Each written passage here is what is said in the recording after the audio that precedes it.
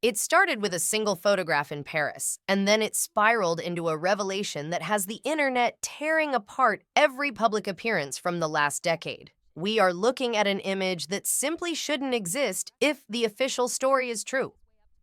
It's October 2025, Paris Fashion Week, and Meghan Markle is walking through the streets. She isn't with Prince Harry. She isn't with her security detail. She is hand-in-hand fingers interlocked with a man who has been lurking in the background of her life for over 10 years. And no, it's not a relative. It's Marcus Anderson. But that wasn't even the tipping point. The real shock came when fans dug up the family photos from Disneyland where Meghan seemingly went out of her way to hide this man's identity with a heart emoji despite him standing right next to her children. This forces a question that Buckingham Palace, the media, and perhaps even Harry himself have been terrified to answer. Who exactly is Marcus Anderson? Why is this one man the common denominator in every single chapter of Meghan's rise to power? From her days as a cable actress to the royal wedding, and now to her Californian empire, husbands come and go. Families are cut off, and royal titles are traded. But Marcus remains. We are about to peel back the layers of a relationship that goes far beyond friendship. This is a story about access ambition and a fixer who knows exactly where the secrets are kept. To understand why this relationship raises so many red flags, you have to understand the power dynamic. Marcus isn't just a bestie from Toronto. He was the global membership director for Soho House. For those who don't know, Soho House isn't just a club. It is the most exclusive social network on the planet. It is a fortress of privacy designed for the elite. Nick Jones, the founder, built an empire on a simple rule: keep the press out and let the deals happen in the dark. He famously rejected Kim Kardashian and Kobe Bryant because they brought too much heat.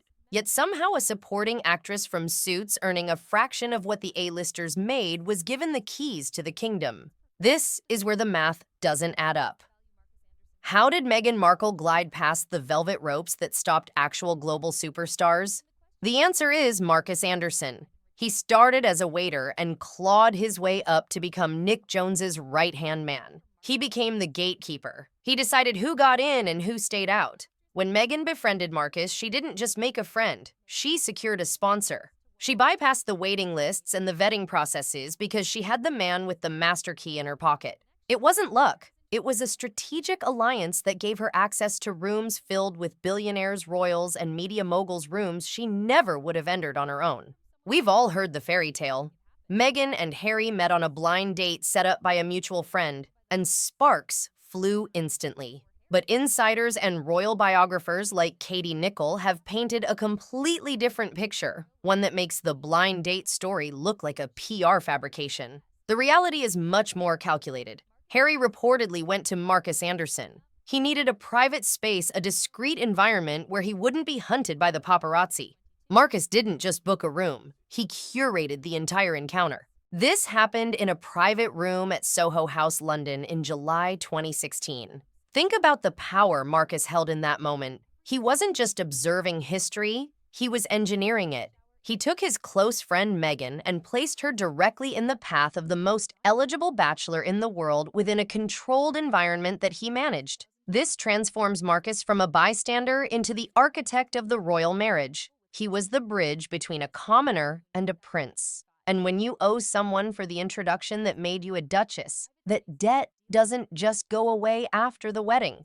But this is where the story gets dark. If this was just a case of a supportive friend playing matchmaker, we wouldn't see the tension that radiates from the photographs. Let's look at the Invictus Games in September 2017. This was supposed to be Harry and Meghan's big public debut. But look closer at the seating arrangement. Meghan is sitting next to Marcus. Their knees are bumping together. She is beaming at him, engaged, glowing. And Harry is staring into the middle distance, looking utterly miserable. It's a pattern that repeats over and over. At dinner parties, charity galas, and private events, Marcus is often physically closer to Meghan than her own husband is. There are photos from 2014, long before Harry, where Meghan's body language with Marcus is undeniably intimate, arms wrapped tight, faces inches apart, the kind of closeness you usually reserve for a partner. Fast forward to the present day, and that dynamic hasn't faded. In fact, it's become more brazen. While Harry is reportedly isolated dealing with the fallout of his family estrangement, Marcus is the one holding Meghan's hand in Paris. It forces you to wonder, is Harry the third wheel in his own marriage? For a few years, it seemed like Marcus had stepped back into the shadows. He wasn't in the Netflix documentary. He wasn't giving interviews. But recently, the floodgates have opened. The photos from January 2026 and late 2025 show a man who has fully reintegrated himself into the center of Meghan's world. The Disneyland trip really exposed the bizarre nature of this secrecy.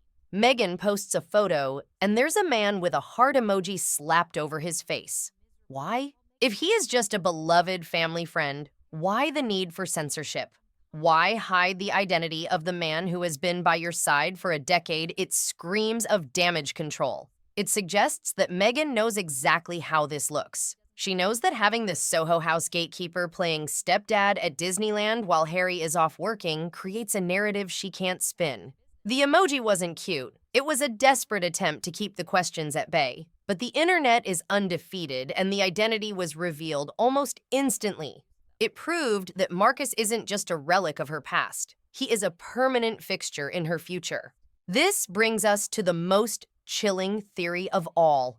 Why can't she let him go? Most people, when they reach a certain level of fame, shed their old circles. They upgrade their entourage. Meghan cut off her father, her siblings, and even her best friend, Jessica Mulroney, the moment they became liabilities. She has a track record of being ruthless with her relationships. So why is Marcus Anderson immune? Why is he the only survivor of the great Meghan Markle purge? The answer lies in what he knows. Marcus was there for the yacht girl rumors. He was there for the late nights at Soho House, Toronto. He knows who she met, what deals were made, and how she navigated her way from the D-list to the A-list. As the man who controlled the guest lists, he holds the registry of her entire social climb. He is the keeper of the secrets. If Meghan were to cut him off, she risks him talking. And if Nick Jones and Marcus Anderson started talking about what really happened in those private rooms before Harry came along, it wouldn't just be a scandal. It would be the dismantling of the entire brand she has built. To truly understand the anomaly of Marcus Anderson, we have to look at the bodies left in Meghan's wake. This is a woman who has become famous for the Markling phenomenon, the swift, brutal cutting off of anyone who steps out of line or ceases to be useful. Her own father, Thomas Markle, was exiled for speaking to the press. Her childhood best friend, Ninaki Pretty, was cut off for questioning the marriage. Even Jessica Mulroney, the stylist who was once inseparable from Meghan, her ride or die, the woman whose children were page boys and flower girls, was instantly vaporized from the inner circle the moment she became a PR liability. Yet Marcus survives. He doesn't just survive, he thrives. He has watched friends, family, and staff get completely erased from the narrative, yet his position has never wavered. Why, if Meghan is so terrified of leaks and betrayal that she won't let her own father see his grandchildren? Why is a former Soho House director allowed total access? It defies the pattern. Unless, of course, the power dynamic is reversed. You don't cut off the person who knows where the skeletons are buried. You keep them close, you keep them happy, and you make sure they never have a reason to turn on you. Marcus isn't a friend she's loyal to. He's a vault she's protecting. Let's go back to February 2019, the infamous New York City baby shower. This was a spectacle of wealth and celebrity that reportedly cost over $200,000. It was held naturally at a hotel connected to the Soho House network. The guest list was a who's who of Meghan's new elite circle: Serena Williams, Amal Clooney, Gayle King. It was billed as a sacred, intimate gathering of her closest female friends celebrating her impending motherhood. But there was one exception. One man was allowed into that inner sanctum. Not her husband, Harry, not her brother. Marcus Anderson. In photos from the event, amidst the flower arrangements and the designer gifts, there he is. Why was the global membership director of a private club necessary at a baby shower? His presence there signals something profound. He isn't categorized as male friends or social circle. He is categorized as family or perhaps management. He was there ensuring the event ran smoothly, managing the optics, or simply reminding everyone that wherever Meghan goes, the Soho House connection follows. It was a flex. It showed that while Harry was back in England fulfilling royal duties, Marcus was the one enjoying the luxury suite in Manhattan. We need to talk about what Soho House actually represents because the mainstream media glosses over it as just a cool club. Insiders have whispered for years about the darker, edgier side of these venues. It's not just about avocado toast and laptops. In the industry, Soho House is known as a hunting ground. It is designed to facilitate interactions between the beautiful and wealthy, often in environments that are strictly unpoliced by cameras. Nick Jones, the founder, curated an atmosphere where anything goes behind closed doors. There are rumors of rooms where what happens is never spoken about, parties that go until dawn, and networking that crosses the line into transaction.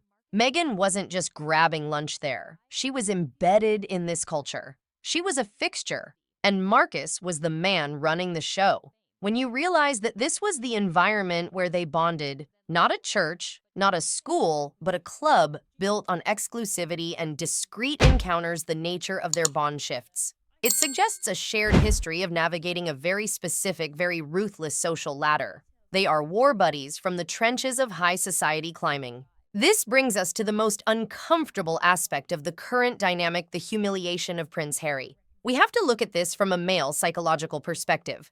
Harry was a soldier. He was a beloved royal. He was a man with agency.